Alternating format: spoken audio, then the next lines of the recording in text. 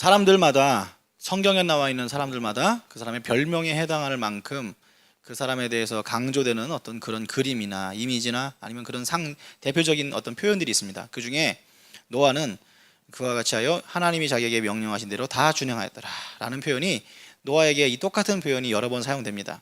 노아에게 있어서 그 중요한 키워드 하나를 뽑으라면 순종입니다. 노아는 그의 인생을 통해서 우리에게 주는 교훈이 순종입니다. 인류가 죄악이 가득하게 되었습니다. 소망이 없게 되었습니다. 그래서 요약하면 하나님이 심판을 결정하셨습니다. 홍수라고 하는 어떤 방법을 통해서 말이죠. 그게 바로 6장 5절입니다. 여호와께서 사람의 죄악이 세상에 가득함과 그의 마음으로 생각하는 모든 계획이 항상 악할 뿐임을 보시고. 뭐라고요? 항상 악하대요. 항상이라는 것은 지금까지 예외 없이 악했고 앞으로도 계속 악할 거라는 거예요. 이 인생들 내버려 두면 어차피 살아있어 봐야 죄만 더 하는 거죠. 그게 5절 말씀 속에 나와 있는 하나님의 작정하심입니다. 은혜 가운데 그런데 모든 사람들이 다 죽을 때 구원받은 사람이 노아였습니다. 노아의 구원 사건을 통해서 붙들 키워드가 바로 순종입니다.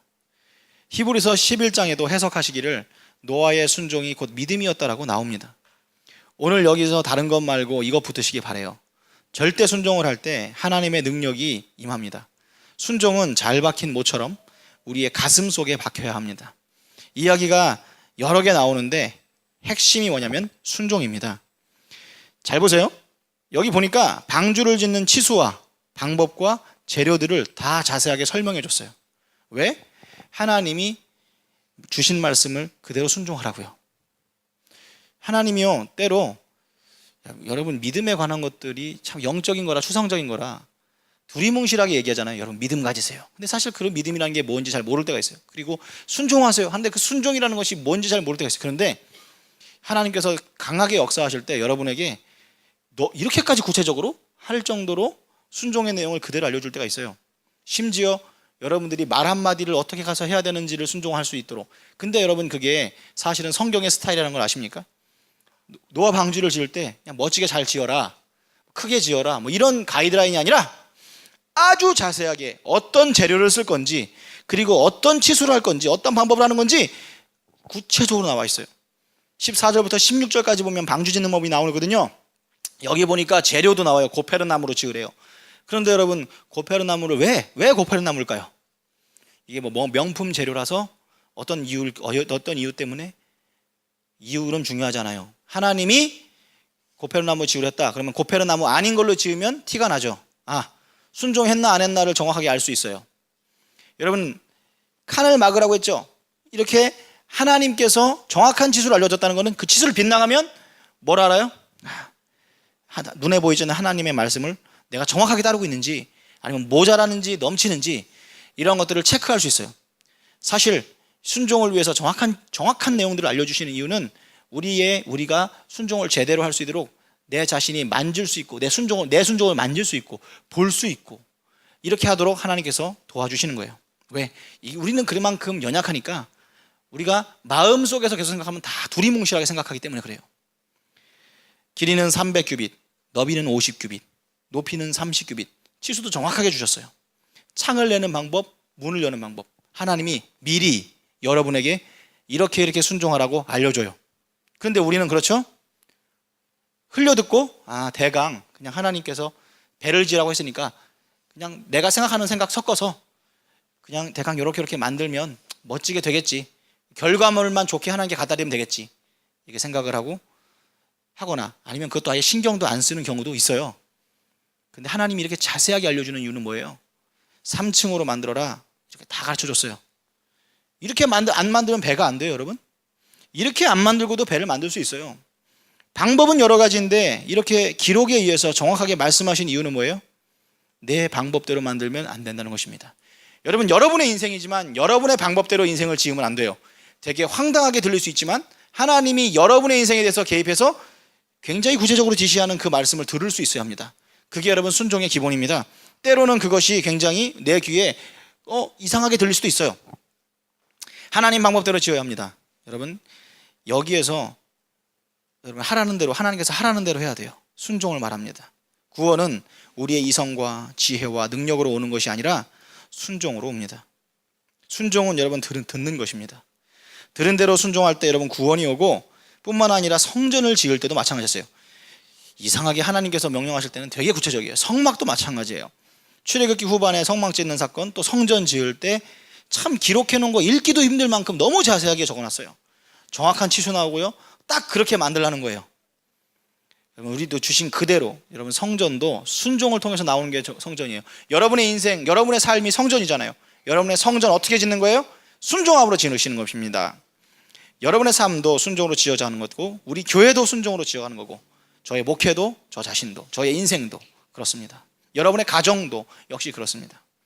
우리의 삶이 성전인데 아름답고 능력 있고 하나님께 인정받을 수 있게 지으려면 말씀 없이, 말씀의 설계도 없이는 불가능한 것입니다. 이유가 뭐예요? 하나님이 여러분의 삶에 구체적인 계획을 가지고 있기 때문에 그렇습니다. 열심 가지고 되는 것이 아니고, 여러분 뜨겁다고 다다는 게 아니에요. 동기가 올바르고 방향을 전체적으로 너무 그냥 열정적으로 나간다고 해서 그게 다가 아니에요. 배를 만들 때 멋대로 만들면 아무것도 안 돼요. 묻고 순종했을 때 기대보다 아름다운 인생이 되는 것입니다. 내 방법이 항상 옳지 않습니다. 내가 지금 맞다고 생각하는 것이 절대 옳지 않습니다. 자기 마음대로 지으면 여러분 이 열심히 있어도 헛수고가 되고 삽질됩니다. 엉뚱한 인생을 대표적으로 산 그 인생이 뭐냐면 사울이었습니다. 사울의 순종의 대표적인 특징은 뭐냐면 순종인 것도 아니고 아닌 것도 아니에요. 이 사람이 버림받은 이유가 뭐예요? 제사는 여러분 제사장만 드려야 된다고 했습니다. 왜냐?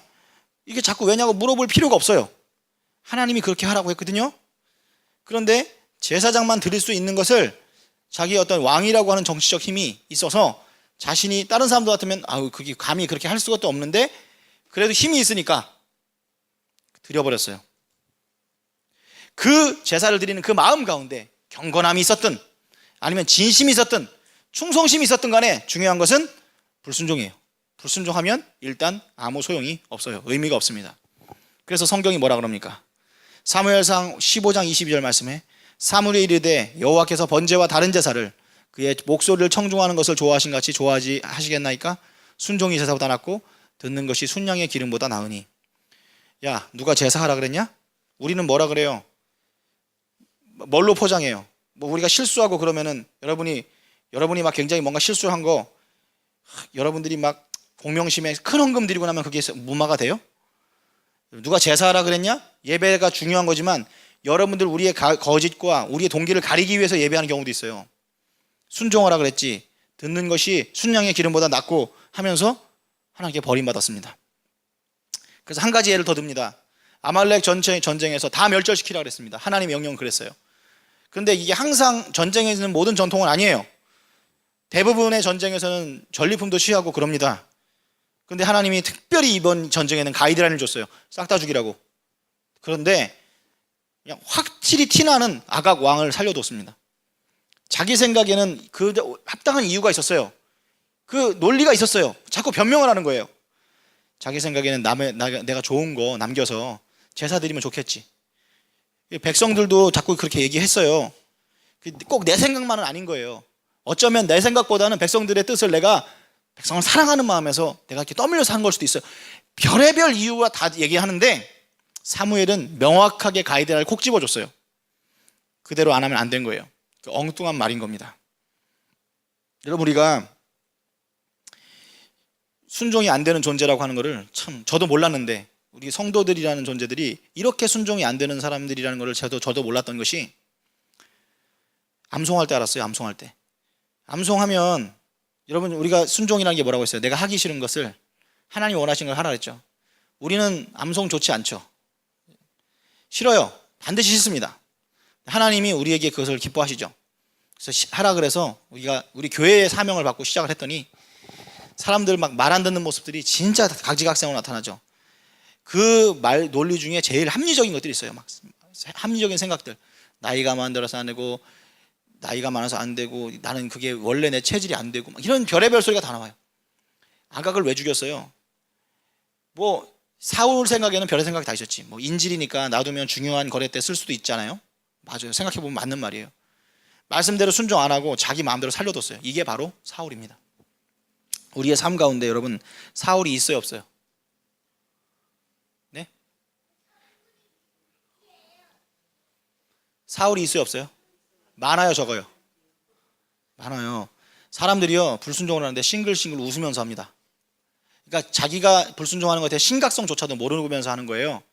하나님 말씀을 증거해도 그냥 웃어가면서, 말씀은 말씀이고 내 생각에는 이게 합리적이에요. 그러면 그냥 아주 그냥 시원하게 자연스럽게 하나님 말씀 패스해버려요. 여러분 단 한 가지를 안 지켜요. 그런 사람들 보고 있으면 여러분 하나님까지 갈 것도 없어요. 사람이 봐도 이 사람 인생은 참 피곤하겠구나, 빙글빙글 평생을 빙글빙글 돌겠구나, 기본이 안 돼 있는 사람이구나 딱 보입니다. 여러분 믿음은 순종으로 평가받는 것입니다.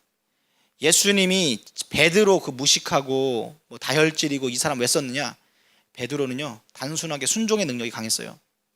교회는 엘리트가 모여있다고 생각하는데요, 여러분 생각보다 안 되는 교회들이 있어요. 분명히 엘리트들이 있고 능력 있고 돈 있고 이런 사람들이 모여있으니까 이 교회는 하나님께서 크게 들여 쓰실 거야 이런 기대가 자기네들도 있고 밖에서 봐도 있는데 잘 안 돼요. 교회가 왜 그러나 보면 너무 똑똑한 사람들이 모여가지고 맨날 내 생각에는 그리고 우리가 머리를 합하면은 더 좋은 아이디어가 나올 거야, 브레인스토밍 하자 그러면서 합의에 의해서 뭘 한다. 교회가 여러분 민주주의라고 생각해요? 절대 그렇지 않습니다. 사람들의 뜻이 일치되고 사람들의 생각들이 많이 모여가지고 자기네들끼리 다 고개를 끄덕여도 하나님이 고개를 저으면 절대 안 되는 게 교회입니다. 여러분 그래서 지금도 교회가 무너질 때 변질되고 도덕적으로 타락하고 이거보다 더 무서운 게 있어요. 그런 것들은 죄라는 게 뻔히 보이잖아요. 그러니까 잘못이라고 시작하면 우리가 인정할 수 있고 멈출 수 있잖아요. 그런데 그보다 더 무서운 게 뭐냐면 내가 옳다라고 생각하면서 하나님의 뜻을 어기는 겁니다. 합리성과 이성을 하나님 위에다 두는 거예요. 그리고 이성이 하나님 위에 올라가 있어요. 심지어 그 최고의 권위가 예수님도 밑바닥에 두고 있어요. 발 아래 두고 있어요. 결국 교회가 뒤집히는 거 반기독교적인 윤리 이런 것을 통해서 뒤집히는 게 아니에요. 우리의 그럴싸한 생각들, 하나님도 이겨먹는 우리의 논리와 우리의 생각. 여러분 생각해 보세요. 여러분들이 어떤 행동을 했는데 이유를 막론하고 여러분이 불편한 마음 가운데 결정했어요. 예? 어떤 이유를 댈 때 여러분의 그 시작이 불편한 마음이었어요.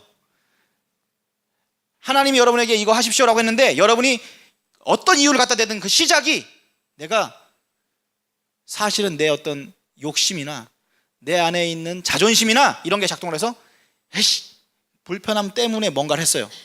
그러면 거기서 잘못이에요. 그냥 하나님 거기서 끝이에요. 그냥 야 그거 회개해라 그러면 되는데 우리는 그럴 수밖에 없는 이유가 있었어요. 이유가 반반이에요. 나한테도 원인이 있지만 내가 이렇게 선택하게 된 바깥의 원인도 있어요. 이렇게 얘기를 합니다. 하나님 그런 거 원하지 않습니다. 우리가 붙들어야 하는 것은 하나님께서 자세히 주신 말씀에 100% 순종하는 종이 되어야 된다는 것입니다. 순종을 강조하기 위해서 18절에 보니까 그러나 너와는 내가 내 언약을 세우리니 라고 나옵니다. 말씀을 약속 형태로 주셨습니다. 언약이라는 히브리 단어가 베리트라는 단어거든요. 구약에만 290번이 나옵니다. 이것은 대충 하는 말이 아닙니다. 베리트는, 언약은 정보 전달이 아니에요. 순종을 요구하는 것을 포함하고 있습니다. 하나님의 언약은 여러분들이 구체적으로 순종해야 되는, 노아로 말하면 치수 하나까지 정확하게 재서 이렇게 하라고 전해주시는 그러한 순종의 요구가 포함되어 있습니다. 그래서 때로 그러한 것들 때문에, 그러한 요소 때문에 베리트는, 언약은 우리에게 엔터테인먼트가 될 수 없어요. 마냥 즐거운 것이 될 수 없어요. 부담스러운 것이고 어려운 것이고 때로 우리에게 거치는 것이에요. 하나님 말씀을 있는 그대로 순종할 때 거기서 놀라운 능력이 나타나고 거기서 구원의 역사가 일어난 줄 믿으시기 바랍니다. 믿을 수 없는 이성, 경험, 여러분 이런 것 가지고 자꾸 너무 의지하지 말고, 여러분에게 이성에 납득되지 않다 할지라도 하나님 말씀 그대로 순종하시고 그리고 거룩한 백성 되시기를 축복합니다. 두 번째, 위기감을 주시고 그것을 통해서 순종하길 원하시는 하나님의 지혜가 있습니다. 여러분 제가 반드시 예언을 하는데 저와 여러분을 포함해서 반드시 하는 말이에요. 이거는 만고불변의 질서인데 저도 여러분도 어떤 사람도 불편함 없이는 배우지 못합니다. 우리가 이것은 어느 만큼 분명한 얘기냐면 여러분과 내가 죄인이라는 말과 동의어입니다. 제가 살아봐도 그렇더라고요. 불편함이 없으면 절대 배우지 못하고 한 발자국도 나가지 못해요. 하나님 입장에서도 사랑하는 자녀가 정말 똘똘하게, 정말 하나를 말하면 열을 알아들어서 저 앞에 순종해 나가면 너무 좋겠지만 진짜 그런 사람이 있을지는 모르겠는데 있다 할지라도 만에 한 명, 그 만에 한 명에 여러분이 있을 거라고 생각하지 마세요. 없다고 생각하는 게 더 유익합니다. 없어요. 없고 반드시 불편함이 있을 때 그 불편함을 통해서 성장해요. 여러분 신앙 성경에 나와 있는 유명한 모든 믿음의 사람들 다 보세요. 요셉 삶의 불편함 투성이었죠. 다윗 불편함 투성이었죠. 다 그래요. 다 예외가 없어요. 제가 생각하기에 예외는 솔로몬 정도? 그래서 솔로몬이 그 모양인 거예요. 시작은 굉장히 창대했지만 마지막이 아름답지 못했던 이유가 뭐냐면 불편함을 통해서 배운 게 아니라 머리로 시뮬레이션을 통해서 배웠기 때문에 그렇습니다. 틀림없습니다. 그래서 이 지금 인류가 죄악으로 싸그리 망하게 된 것에 대해서 그 살아남은 사람에게라도 그 무거운 부담감이 있어야 되잖아. 그래야 똑같은 인생 살지 않죠. 무거운 마음이 필요해. 살아갈 때는 밝게 살아야 되지만 하나님의 언약에 대한 어떤 그러한 약속에는 무거움이 필요해. 그래서 엄청난 트라우마와 압박감이 필요하단 말이에요. 17절 내가 홍수를 땅에 일으켜 무릇 생명의 기운이 있는 모든 육체를 천하에서 멸절하리니 땅에 있는 것들이 다 죽으리라.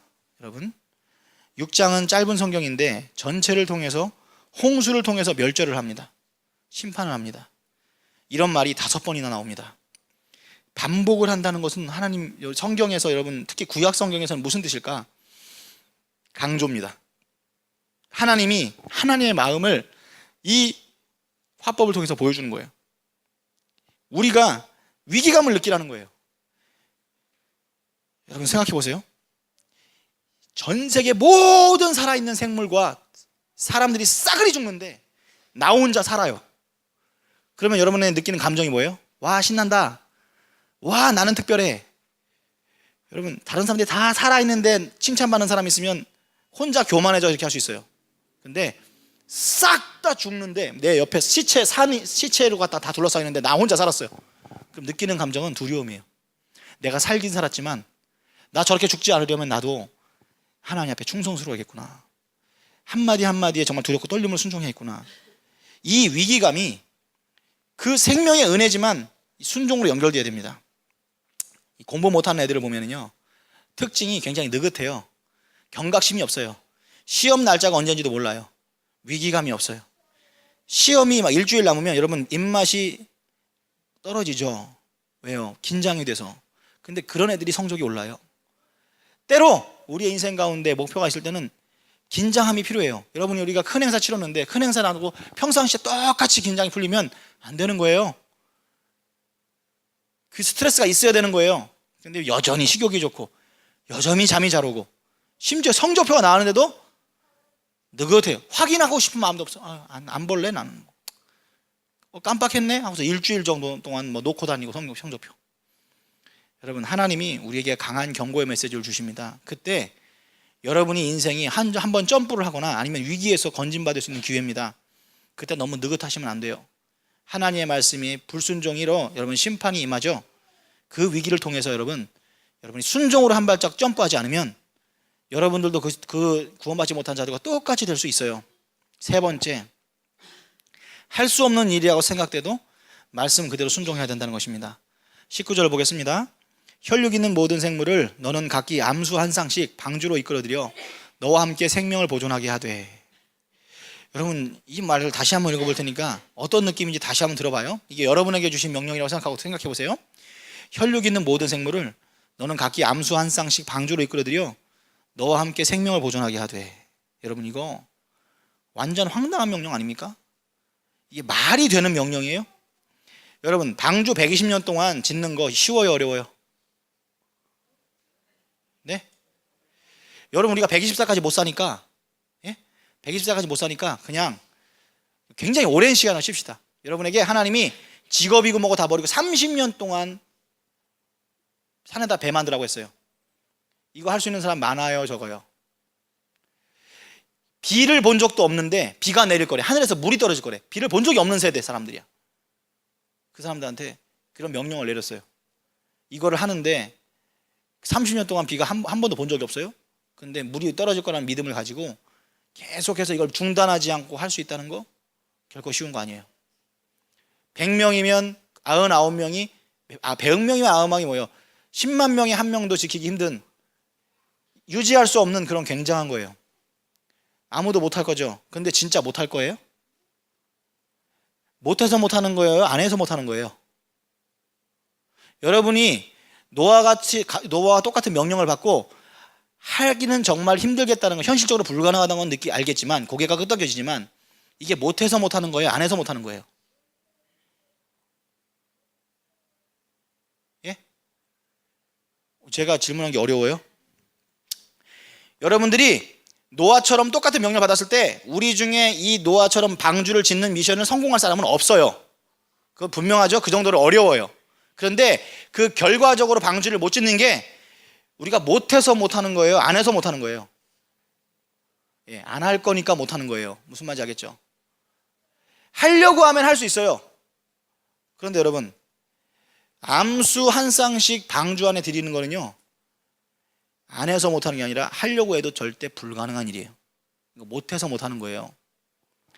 살아있는 생물들을 암수 한 쌍씩 들여보내라? 성경에 여러분 노아의 방주 그림 보면 수천 명의 화가들이 그런 것들이 다 똑같이 기린 약 한 쌍, 사자 한 쌍, 낙타 한 쌍, 이렇게 막 줄 서서 들어가죠. 뭐 생물들, 생명체들을 얼만큼 조련하면 이렇게 할 수 있어요? 서커스에서 사람들 그 코끼리 때만 이렇게 막 조련하려고 해도 우와 소리가 나오는 거 뭐예요? 근데 예를 들어서 한 1000종의 동물들이 있다고 했어요. 1000종의 동물을 줄을 일렬로 세워가지고 그렇게 해가지고 퍼레이드 이렇게 시키려면 여러분 얼만큼 훈련시켜야지 그렇게 됩니까? 이런 불가능한 거예요. 걔네들을 줄 서서 들어가게 하기는커녕 잡아다가 오는 것도 얼마나 힘들어요. 이게 여러분 산채로 잡는 게 얼마나 까다로워요. 뭐 쥐야 뭐 이렇게 막 고생해서 잡는다고 칩시다. 사자 같은 거 어떻게 잡을 거예요? 지금도 마취총 같은 걸로 갖다 가지고 재워가지고 간신히 이렇게 잡죠. 죽여도 안 되고.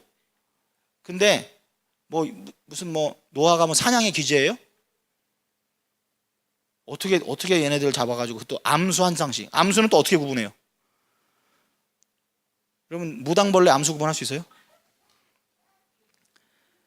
여러분 만약에 이거 책으로 공부하려고 해도 암수 구분하는 법만 10년은 공부해야 될 거예요 아마. 참 힘든 일이에요. 여러분 순종 못하는 결정적인 이유 중에 하나가 내가 할 수 없는 걸 시킨다고 했을 때 하나님 앞에 못하는 거예요. 근데 여러분 우리가 착각하고 있어서 그렇지 할 수 없는 건 하나님이 안 시켜요. 대부분 여러분들이 할 수 있는 것만 시킵니다. 여러분들이 할 수 없다고 착각할 뿐이지. 근데 노아 앞에 있는 이거는 진짜 말이 안 되는 거예요. 할 수 없는 일이에요. 하나님 말이 됩니까? 그래서 우리는 안 하고 따지죠. 순종하는 대신 따져요. 말이 됩니까 하나님? 혈육 있는 생물들 그것도 암수 한 쌍씩 거두어드리는 게 가능한 일입니까? 그래서 우리는 뭐도 안 하냐면 안 될 거니까 방주도 안 지어요. 순종할 수 있는 걸 가능성을 있어야지 순종을 하죠. 사명에 순종하잖아요. 그러면 사명에 맞는 능력을 하나님이 부어주십니다. 이 얘기 잘 들으세요.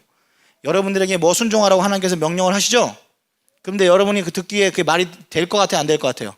안 될 것 같죠? 근데 순종하려고 하다 보면 신기하게 감당할 수 있는 능력이 온다니까요. 그걸 진짜 많이 체험하는 교회가 우리 교회잖아. 우리 교회가 뭐가 능력이 돼서 시작하는 게 아니잖아요. 근데 하다 보면 다 돼 있죠. 그거예요. 하나님이요. 하나님의 사명을 받는 순서는 이렇습니다. 하나님 능력 주세요. 그럼 내가 할게요.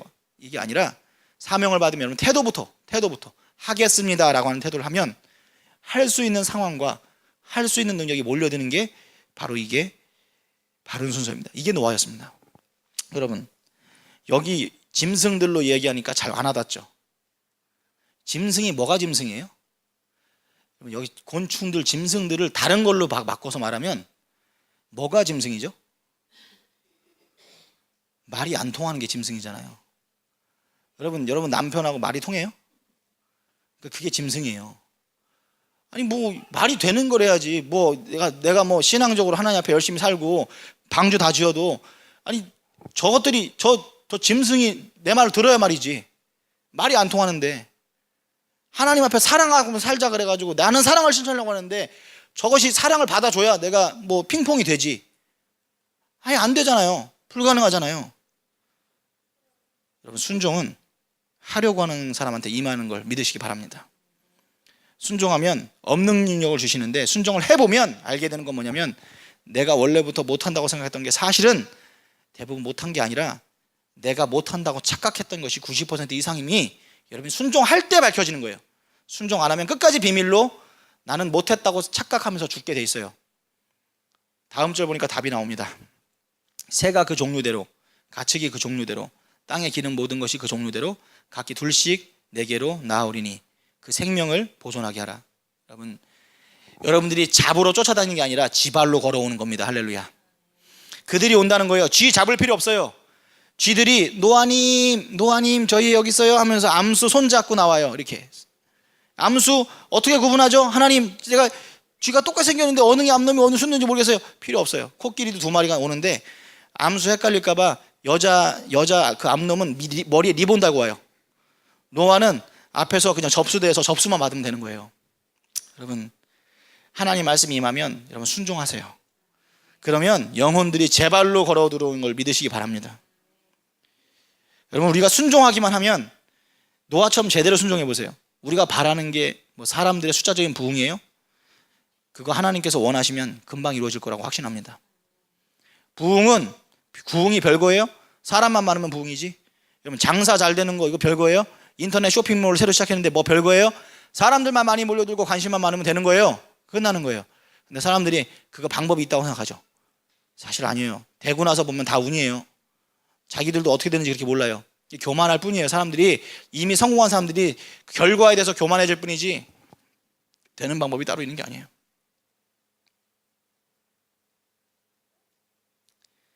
우리가 하나님 말씀에 불순종해서 방주를 부실공사 해놔가지고 동물 태우다 말고 무너져 버릴 수는 있어요. 여러분들이 순종 훈련하고 있죠. 우리 교회가 여느 교회와 비슷한 모습으로 이 시대의 대안이 될 수 있을 거라고 생각하십니까?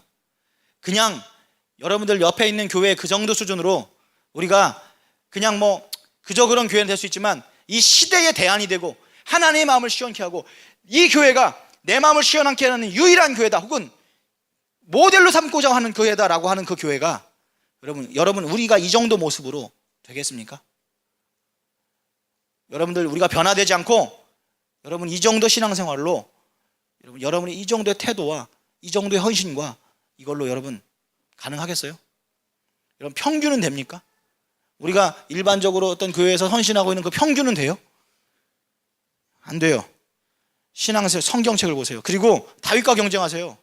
그 훌륭한 사람들 많잖아요. 아브라함하고 좀 경쟁해 보시라고. 다윗하고 경쟁해 보시라고요. 분명히 얘기하지만 불편함을 거치지 않고 신앙의 영웅이 되는 케이스는 없어요. 그것은 소설이고 동화예요. 다윗이 왕이 되기 위해서 누구도 겪지 않은 굉장히 진한 10년의 고난을 당했어요. 훈련을 받았습니다. 우리는 겨우 일주일에 한 10절 정도 외우는 것도 막 징징대는데 뭐 100명 정도 되는 고교회에서 50명의 이야기가 아니에요. 시학교에서 여러분들 다 열성고락 안에 들어가는 사람들 아니에요. 근데 겨우 막 이런 것들 막 못 봐서 버겁습니다. 막 못 해먹겠습니다 할 때 하나님 뭐라고 하셔요? 정말 창피한 거예요. 맨날 뭐 찬양은 순교자의 사명 따라 막 이런 거 부르면서 실상은 자존심을 하나 못 넘어서고 아주 쬐끄만한 거 순종하라고 요거 순종해 보세요 라고 해서 딱 던져주면 그거는 해당 사항이 아니에요. 그거는 이거와 다르다고 생각해요.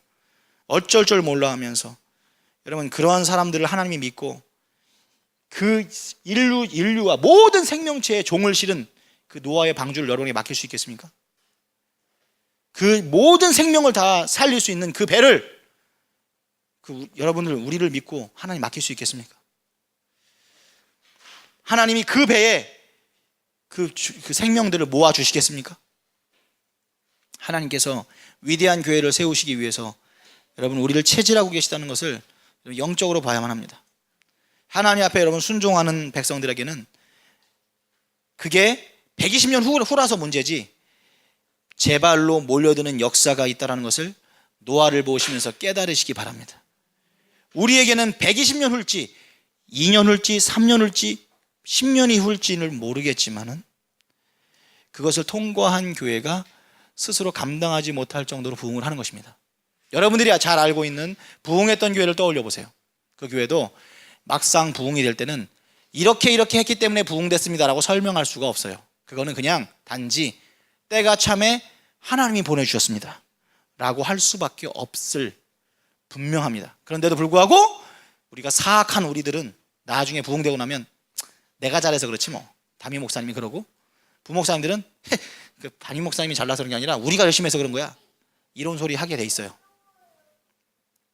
그러니까 여러분, 지금 우리도 그렇게 될 거니까 그런 마음 되지 않도록 지금부터 준비하세요. 여러분, 이거 나 때문이야 라고 하는 거 저도 주장할 수 없는 거고 여러분도 주장할 수 없는 거예요. 왜? 마침내 우리 교회는 하나님께서 아름다운 교회로 세워주실 것입니다. 크고 웅장한 교회가 될지도 모릅니다.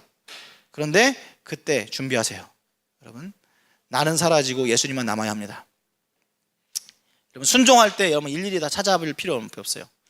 여러분이 하나님 앞에만 순종하면 여러분들에게 순종해야 되는 것들은 하나님이 모아주십니다. 사업도 여러분 이런 식으로 해야 돼요. 6장 22절에 노아가 그와 같이 하여 하나님이 자기에게 명하신 대로 다 준행하였더라. 이게 결론이에요. 노아가 말씀대로 순종했더니 동물들이 노아에게 순종해요. 구원이 완성이 돼요. 여러분, 마귀가 얼마나 똑똑한지, 마귀가 여러분 항상 여러분들에게 짐 빼고 여러분들을 하나님부터 떨어뜨리기 위해서 여러분의 모든 순간을 다 방해하는 게 아니에요.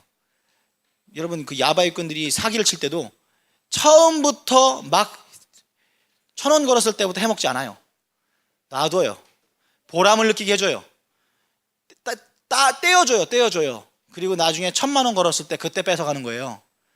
여러분들이 하나님 말씀 열심히 달게 들어요. 그때 마귀가 어떻게 할까요? 내버려둬요. 내버려두죠. 그래, 야, 말씀 열심히 들어라. 눈물 흘리면서 기도해요. 감동이 있어요. 신앙의 기쁨이 있어요. 마귀가 내버려둬요. 왜? 마귀는 똑똑하다니까요. 마귀는 한 번만 잡아 내리끌면 돼요. 언제? 순종하려고 할 때. 순종하려고 할 때 그때만 순종만 못하게 하면 돼요. 그러면 완전히 무너뜨릴 수 있어요, 우리 인생을. 그래서 준행할 때 그때 방해하는 겁니다. 들을 때는 아멘, 할렐루야. 옆에서 마귀가 함께 할렐루야해, 함께 아멘해요. 근데 체질이 나쁜 사람들이 있는데 의심이 오고 잔머리 굴리고 순종 못하는 인생은 결국 인생이 초라해집니다. 받은 바 은혜가 커서 30배, 60배, 100배의 하나님의 개입이 있어요. 그 사람에게. 참 희한해. 그 사람 지지리도 못 났고 정말 하나님 앞에 못난 짓만 하는데도 불구하고 하나님이 기회를 그 사람한테 땀들보다 10배, 100배 더 줘. 근데 자기가 다 얼만큼 줘도 다 쏟아버려. 어떤 사람? 준행함이 없는 사람이 그렇게 살아요. 준행하지 않잖아요. 스스로 속이는 겁니다. 갈라디아서 6장 7절 8절 말씀에 스스로 속이지 말라. 하나님은 업신여김을 받지 아니하시나니 사람이 무엇으로 심든지 그대로 거두리라. 자기의 육체를 위하여 심는 자는 육체로부터 썩어질 것을 거두고 성령을 위하여 심는 자는 성령으로부터 영생을 거두리라. 할렐루야. 여러분이 준행하지 않잖아요. 쌓아놓은 것이 밑바닥부터 다 무너집니다. 마태복음 7장 26절에서 27절 말씀, 나의 이 말을 듣고 행하지 아니하는 자는 그 집을 모래 위에 지은 어리석은 사람 같으리니 비가 내리고 창수가 나고 바람이 불어 그 집에 부딪힘에 무너져 그 무너짐이 심하니라. 여러분, 이 말씀이 정말 깊은 지혜와 진리를 담고 있는데 우리가 해석을 잘못해서 핀트가 약간 빗나간 부분이 있어요. 뭐냐면 여러분, 여기서 잘 심각하게 봐야 될 게 나의 이 말을 듣는 자가 아니에요. 하나님 말씀 그 자체가 아니라 그 하나님 말씀을 듣고 행하는 것까지가 반석이에요. 이거는 명확해요. 몇 번 반복해서 정확하게 이렇게 놨어요. 여러분들이 인생이 무너지지 않는, 여러분이 성전이잖아요. 하나님 앞에서 아름다운 인생이 되려면 단단한 반석 위에 절대 바람이나 아니면 폭우에 쓸려 내려가지 않는 집을 지어야 되는데 그 단단한 반석이 뭐냐? 말씀을 듣고 행하는 순종까지가 바로 반석이에요. 그 행하는, 여러분이 아무리 말씀을 많이 들었어도 행하는 순종이 없으면 모래성 것 같아요. 굉장히 높이 쌓아놨어요. 우와, 멋있다. 뭐 성경도 많이 들어놨고, 근데 순종이 없다. 그러면 바람 불 때 모래성 우르르 무너지고 물이 오면 확 휩쓸려 나가고 완전 아무것도 아니에요. 부딪혀서 무너짐이 심함이 돼요. 여러분들, 준행이 비밀입니다. 믿음이 폭발합니다. 30배, 60배, 100배 맺을 겁니다.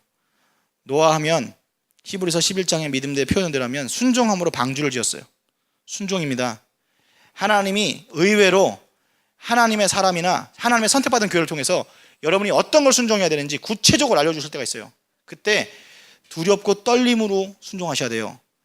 그게 여러분 우리가 생각하기에는 이러이러해서 별로 뭐 대강 넘어가도 되겠지가 아니에요. 여러분 위기감이 올 때 순종하세요. 할 수 없다고 생각하는 것들이 있을 때 여러분 순종하세요. 순종을 통해서 기적과 구원과 생명과 부흥의 역사가 일어날 것입니다. 근데 여러분 한 가지 비밀을 더 얘기해 주면요, 남의 순종을 볼 때는 고개가 끄덕여져요. 역시 노아 120년 동안 순종하기 힘든데 잘 순종했구만, 나도 이런 신앙 되기 원합니다, 할렐루야 아멘 기도하죠. 막상 여러분 그 노아의 순종이 여러분에게 현실로 다가오잖아요. 굉장히 어려워요. 대단히 빡세고 10,000명이면 9,999명이 쓰러지고 성공 못할 순종이에요. 어려워요. 여러분 어떻게 할 수 있느냐? 여러분은요, 자존심만 건드려도 여러분 못해요. 내 기분 상해서 이거 못하겠습니다 라는 말이 나오는 사람도 있죠. 그 사람들은요, 노아의 노자도 근처에도 못 갑니다. 그거부터 해결하세요. 그리고 하기 싫은데, 할 수 없는데 하나님께서 하라고 하는 거 하나씩 하나씩 정복해 나가시기 바랍니다. 이게 여러분 신앙의 변화고 신앙의 권능이고 신앙의 능력입니다. 여기서부터 모든 역사가 일어날 것입니다. 기도합니다.